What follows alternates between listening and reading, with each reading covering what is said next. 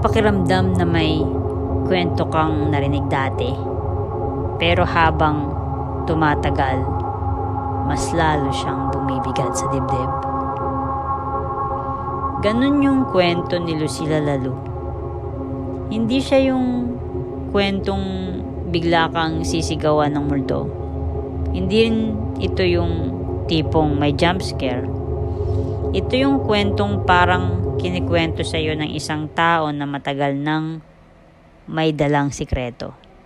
Tapos ngayon lang naglakas loob magsalita. At pag natapos mo to, mapapaisip ka kung talagang tapos na ba? Si Lucila Lalu ay hindi pinanganak na mayaman. Nagsimula lang siya bilang waitress, isa sa libo-libong babaeng nangarap sa Maynila. Pero iba si Lucila. Hindi siya kontento sa sakto lang. Nag-ipon siya, nag-risk, at eventually, nakapagpatayo siya ng sarili niyang mga negosyo. Isa na doon ang Lucila's House of Beauty. Isang beauty parlor sa Santa Cruz, Maynila. Hindi lang basta parlor yon.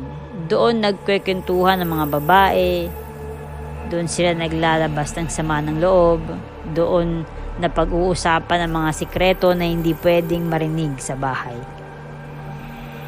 Bukod doon, may pagoda soda fountain din siya. Isang restaurant at cocktail lunch na madalas puntahan ng iba't ibang klase ng tao.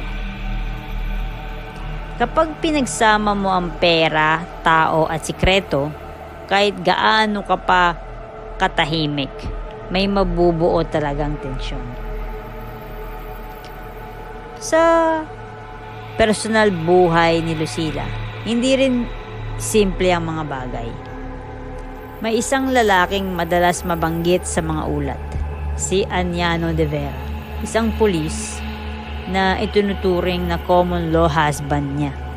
May anak sila, pero ayon sa ilang kwento, hindi rin maayos ang relasyon nila.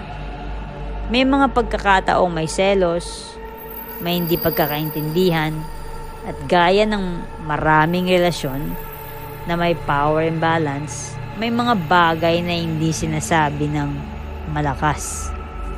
Bukod kay Aniano, may isa pang pangalang lumutang, si Florante Relos, isang mas batang waiter na nagtatrabaho sa isa sa mga negosyo ni Lucila.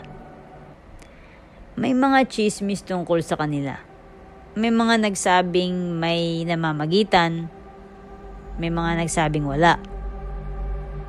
At may isa pang pangalan, si Jose Luis Santiano, isang dentistry student na kalaunan ay umamin sa krimen, pero binawi rin ang sariling pahayag. Tatlong lalaki, iba't ibang kwento. Pare-parehong butas ang mga sagot.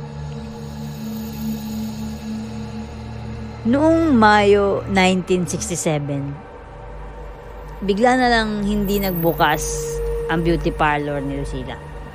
Walang pasabi sa mga empleyado. Walang iniwang mensahe. Sa umpisa, iniisip ng mga tao baka may pinuntahan lang siya o baka may inaasikaso. Pero habang tumatagal, parang may mali. Si Lucila ay kilalang responsable. Hindi siya yung tipong basta mawawala. At doon na pumasok yung kaba. Yung pakiramdam na may nangyari na, pero ayaw pang magpakita. Ilang araw matapos siyang mawala, may garbage collector sa Malabon Street na nakapansin ng isang plastic bag sa gilid ng kalsada. Hindi raw ito mukhang normal na basura. Mabigat, may tumatagas, at may amoy na hindi niya makalimutan. Nang buksan ang bag, doon na nila napagtanto na may mas malaking kwento sa likod ng pagkawala ni Lucila. Ang laman nito ay bahagi ng katawan ng isang babae. Hindi agad sinabi kung kanino, pero habang dumarami ang natatagpo ang ebidensya, unti-unting nagdudugtong-dugtong ang lahat. Kinabukasan, may isa pang natagpo ang bangkay sa bakanting lote malapit sa Guadalupe. Doon na kinumpirma ng mga otoridad na si Lucila Lalu ang biktima. May mga krimen na parang hindi nagmamadali. Parang pinag-iisipan. Parang may galit na matagal ng kinikimkim. Maraming tinanong, maraming inimbestigahan. Si Florante Relos ay inusisa, pero walang sapat na ebidensya para ikulong. Si Aniano de Vera naman, kahit may history ng tensyon kay Lucila, ay hindi rin napatunayang sangkot. At si Jose Luis Santiano, matapos ang biglang pag-amin, ay binawi rin ng lahat. At hindi rin nahatulan. Hanggang sa unti-unting tumahimik ang kaso. Walang hustisya, walang malinaw na sagot.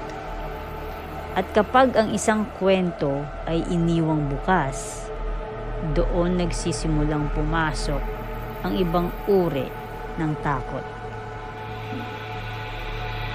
Paglipas ng mga taon, may mga nagsimulang magkwento. May mga dating empleyado raw ng parlor na ayaw nang dumaan sa lugar kapag gabi. May mga nagsasabing bigla raw lumalamig ang hangin kahit sarado na ang mga bintana. May ilan pang nagsabi na parang may naaamoy silang pabango na hindi naman nila may paliwanag kung saan galing. Parang naiiwan na amoy. Hanggang ngayon, ang kaso ni Lucila Lalu ay nanatiling hindi nalulutas. Walang nakulong, walang totoong paliwanag. At sinabi ng ilan, kapag tahimik ang gabi at may naglakas loob magkwento tungkol sa kanya, parang may nakikinig. Kaya kung ngayon habang pinakinggan mo to, bigla mong mararamdaman na parang may gumalaw sa likod mo, huwag kang magpanik. Kasi hindi lahat ng alaala kayang manahimik. At ang kay Lucila, parang ayaw pa rin matapos. At bago tayo magtapos, hindi lang ito kwento ng karahasan, hindi lang ito kwento ng kamatayan. Ito ay kwento ng isang babae, may kapangyarihan, may negosyo, may boses, may sariling mundo. At nung panahong iyon, lalo na noong dekada 60, hindi pa handa ang lipunan sa mga babaeng hindi sumusunod, hindi nagpapasakop, at hindi humingi ng permiso. Kapag ang isang babae ay tumayo sa sarili niyang paa, kapag hindi siya madaling kontrolin, kapag may sariling isip at direksyon, madalas hindi siya sinisira ng harapan. Unti-unti siyang pinapatahimik. Ang kwento ni Lucila Lalu ay paalaala kung gaano kadalas tinatakot, pinipigil o winawasak ang mga babaeng may lakas. Hindi dahil sila'y mahina, kundi dahil sila'y malaya. Pero ngayon, iba na ang panahon. At habang mas maraming babae ang naghihilom, mas nagigising, at mas bumabalik sa sariling kapangyarihan, at mas nagbabago ang mundo. Kaya kung ikaw ay isang babaeng nanonood nito at naramdaman mong may tumayo sa'yo, pakinggan mo yun. Yan ang bahagi mo na ayaw kang manahimik, ayaw kang magtiis, at ayaw nang mabuhay sa takot. Bago tayo magtapos ng tuluyan, gusto ko lang sabihin ito. Ang mga kwentong maririnig mo dito ay hindi lang tungkol sa takot, krimen o mga multo. Ito rin ay tungkol sa mga sugat na hindi gumaling. Sa mga batang nasaktan, napabayaan o natutong manahimik. Hanggang sa paglaki, dala-dala pa rin nila ang dilim. Maraming halimaw ang hindi pinanganak na halimaw. Sila ay hinubog ng trauma, ng pang-aabuso, ng katahimikan, at ng kawalan ng tulong. So guys, kung nagustuhan mo ang unang video na ito, at kung ramdam mong may mas malalim pang kwento sa likod ng dilim, then don't forget to subscribe to my channel, When Evil Breathes. Kita-kita tayo susunod na video. Salamat.